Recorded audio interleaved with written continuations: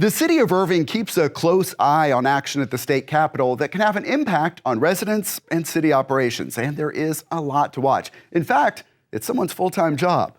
Mark Wiggins is the City of Irving's legislative officer, and he's here with us today. Thanks so much for coming in. Thank you, Thomas. And let's start right at the beginning, because some people may not realize the city has a legislative officer. What does that job involve? Well, you're so right, Thomas. So much of what the federal government and what the state government does impacts the daily lives of residents. And so it's really important for the city of Irving to have someone to represent the interests of our residents in the state capitol and in the federal capitol, as well as among our peer groups in communities in North Texas. So much of what happens in the public policy making process depends on feedback and understanding how the different policy proposals at the state and federal level impact residents. And so the legislative officer is that critical link between the residents of the city and our partners in Austin, in Washington, and in the broader region. And the legislature is not in session right now, so there will be some time to get into specifics, but broadly, what are some of the issues you're watching? That's right. So the Texas legislature meets once every 2 years, and right now we're in the space between those sessions, which is the interim period.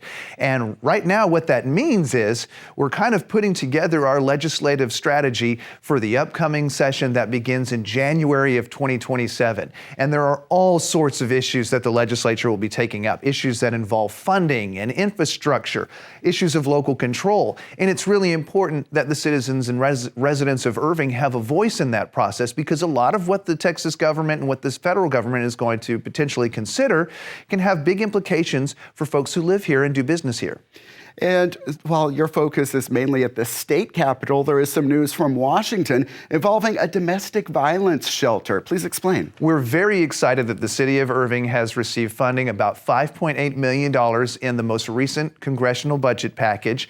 And that is thanks to a lot of help and support from two of our congresspeople, Representative Jake Elzey and Representative Mark Veazey.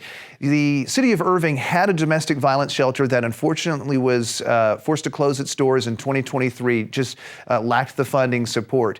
And so what the city did was city staff put together a proposal to submit to our representatives in Congress for some federal help with that project. We received letters of support from Judge Jenkins and from other community leaders, and we were able to successfully win that funding in this most recent budget that passed. And we're very excited that we're going to be able to advance this project, and it's going to make a big difference for residents and the city of Irving and also the broader region. And there is a way that residents can keep up with these state legislative issues that you're following. It's called the Irving Legislative Insider, and you work with some of my colleagues in communications on that. Tell me, what kind of content is in that newsletter? So I'm really excited about the Irving Legislative Insider, because that is the link between what my role is and our residents.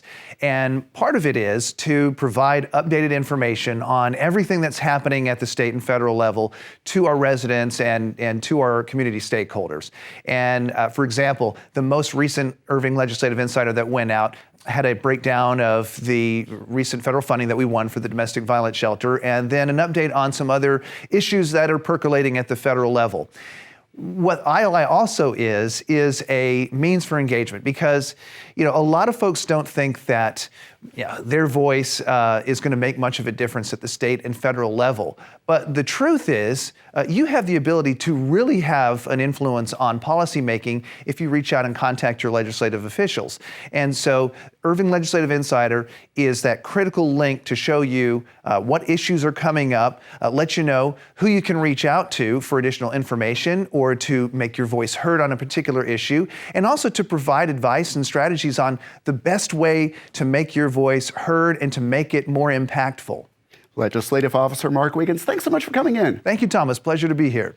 And you can subscribe to the Irving Legislative Insider and a lot of other digital newsletters at irvingtx.gov/newsletters.